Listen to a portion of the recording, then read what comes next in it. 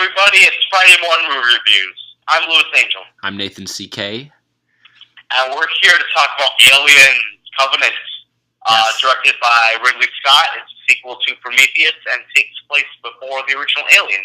Right. We're just talking about our favorite Alien movies. My favorite is Alien. What do you think of Prometheus? Because I really liked Prometheus. That was the first Alien movie I watched, actually. Oh, okay. And then after that, then I watched the first one. Haven't watched the second one, but I've seen, just seen Covenant. Filling in gaps. Yeah. I'm filling in certain things. Yes. All right. Well, and here's the thing, right? Watching the trailers, okay, I'm like, oh, this looks like Aliens. Yes. Right. Yes. And that's the movie I was sold on, Aliens. Uh-huh. This is, and look, I like Prometheus, but this is Prometheus 2. This isn't, basically, yeah. Right? And that's what really, I thought this movie was really mismarketed. If you got me in the mindset for Prometheus 2, I think I would have enjoyed this movie a lot more. Instead, you were telling me this is going to be Aliens. And this movie is not Aliens. It's not Aliens at all. Yeah.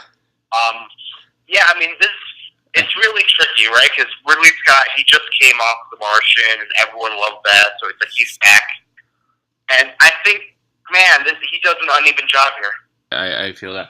I mean, I see, like, him coming off of The Martian, and there's this, basically, you have the Covenant, the ship that's going through space and going through this long journey to Origai 6, I think it's a new planet that's basically Earth.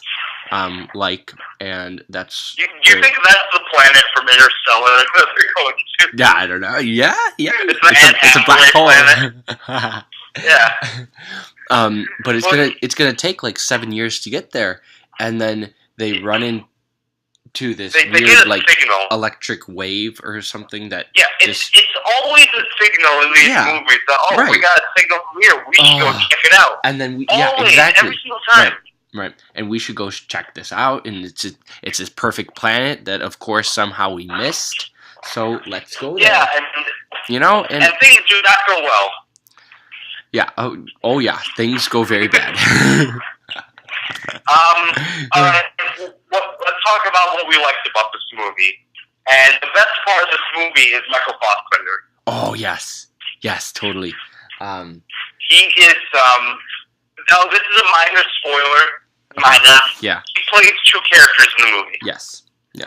And just seeing the Fassbender incidences on screen together was amazing. Ridley Scott knew the one thing better than one Michael Fassbender is two Michael Fassbenders. And just seeing Fassbender on Fassbender is amazing. And then have them fight. Let them fight. Okay, but when they were fighting, wasn't your mind going, Fassbender fight? Yes. But, I don't need to ever see another movie again with any actor other than Michael Fassbender. I just need to see him playing every character. And that would be enough. Because he's that good. And he does, he changes his, I guess his voice, or, in both of those characters, and they're both very different, but they're the same as far as they're made the same kind of, and but they have different reasonings behind certain things. They have different personalities, right, for sure. Right. I like Danny McBride in the movie. I thought he was actually good. Yeah. He surprised me by how good he was in the movie, actually. Yeah. So, props to him. Catherine Waterston was fine, She blew me away. She wasn't Ripley. Right. She was the new Elizabeth. The new Shaw character. Yeah, the new Shaw character, basically. Right. From Prometheus. The cast was fine. Billy Clark was fine. David Bashir didn't have anything to do, really. Danny McBride. That's to me the problem, and there was a lot that didn't work in the movie, but look, there are some really scary scenes in here. And I saw this movie, I walked in, I was watching it alone, And then these two guys that look like George Costanza and Guillermo del Toro decided to come up and sit next to me. The theater wasn't even halfway full, so that did piss me off a little bit. So there were some scary scenes and really tense ones, but didn't you think the characters were dumb? Yeah. They were dumb people. And even the new captain, you know? Yeah. Oh, man. Like things are going to happen. Yeah. And he was science. There was that bothered me a lot.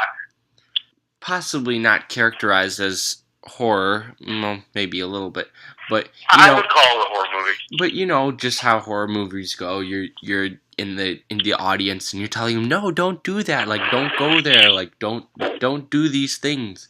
I mean, like, I feel like we don't really need that anymore. I mean, like, I expect better from Ridley Scott. Well, exactly, yeah.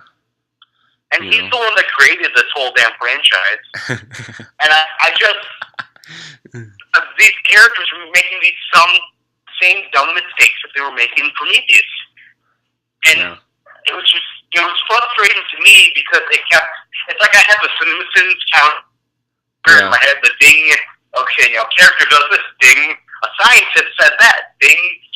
And another problem for me was that I was always ahead of the story. Right. I always knew where it was going, what was going to happen next, and that really takes the punch out of the movie when you're watching it, for me. Right. What I did like, because to be honest, I thought it was going to be its own alien movie, like trying to tie into the universe type thing, but I did like the tie-in to Prometheus, and I think that's where we started getting like Prometheus 2 from there, and I did like some of that stuff. Right. I did like that in a way they do kind of fulfill the promise of Prometheus. Right. But also at the same time, it's like you told me this was going to be aliens. Damn it, Fox. Well, yeah. And the movie looks beautiful, though. Oh my gosh, yeah, doesn't it? It looks really beautiful for a lot of it. Oh yeah, the planet they're on. Endor, basically. Oh gosh, yeah. But man, there were some scenes that I thought were pretty boring. Right. I was sitting there and I was bored, just watching it, and that's the worst part of a Ridley Scott movie when he's not doing well. It's boring. Yeah. Do you remember The Counselor? How horrible that was? Oh god. No. You reminded me. No. Do you remember when we wanted to see Captain Phillips? Or we paid to see Captain Phillips and stuck into The Counselor? And I'm like, we couldn't see Captain Phillips again. That was probably our worst mistake, probably ever. The worst decision we ever made. Ever. Yeah, and look, I love Alien is one of my favorite movies of all time. Aliens is even better. I really love Prometheus. Yeah. But this movie let me down. It's a big old mess. Yeah. Yeah. Do you want to rate it? Yeah, let's do it. I'm going to give it a 3 out of 5. And it's a well-made movie, and there's certainly things like Michael Fassbender is the thing that gets this to a 3. But other than that, honestly, it let me down. Yeah, I'm going to say 3.3 out of... man, doesn't that suck? Yeah, I know, dude. It hurts me. But there's a lot of awesome ties to Prometheus. I feel like if it was Prometheus 2, it would have gave it a little more perspective on what we're getting, actually. But yeah, visually awesome. Oh my gosh. There is a part when they end up meeting Fassbender 2 on the planet. Or Fassbender 1. Right, yes. And there's this he tells this backstory on how the ship ended up getting there from Prometheus and all this stuff. Let's just That was awesome. Spoilers at this point. I mean, yeah, like, and I like that because at the end of Prometheus, she wants to go find the creators and she wants to kill them basically for what they were trying to do to Earth and trying to do to her crew. Right. And David kind of fulfills that promise because he unleashes the virus onto them. Yeah. Yeah. That part was crazy. It was pretty awesome. What do you think about the kiss? The who? The kiss. The kits. Fassbender kissing Fassbender. Oh, the kit. Oh, gosh. I thought that was very weird. People were laughing in my theater. Yeah, same. And then when he stabs him, right, and the eyes go white, and then he falls, I'm like, okay, that makes sense. Yeah. Okay, but when he was teaching him how to play the flute, I was like just balls up in my shirt going, oh my god, he's gonna stab him in the throat. He's gonna stab him in the throat. He said no, but put your finger or fingers here or something. Yeah. Sexual innuendo. And then when he healed, I'm like, oh, it's like Terminator versus the it's like the T-800 versus the T-1000. Yeah. It's like T2. Yeah. But then, man, it was so obvious that David just cut off his own hand and he somehow beat Walter. Well, I don't think he beat Walter. I think he just stabbed him again and then ran faster. Right. So then he's Walter is probably still alive on that planet. Probably. Yeah.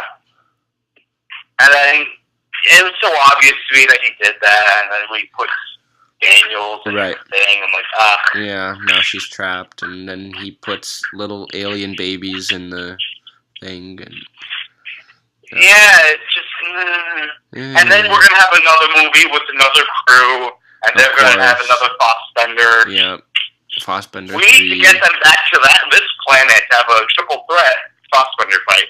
Yeah. Oh man. Yeah. Well, yeah, guys. That's our review. Yep. Of Alien Covenant. Of Alien Covenant.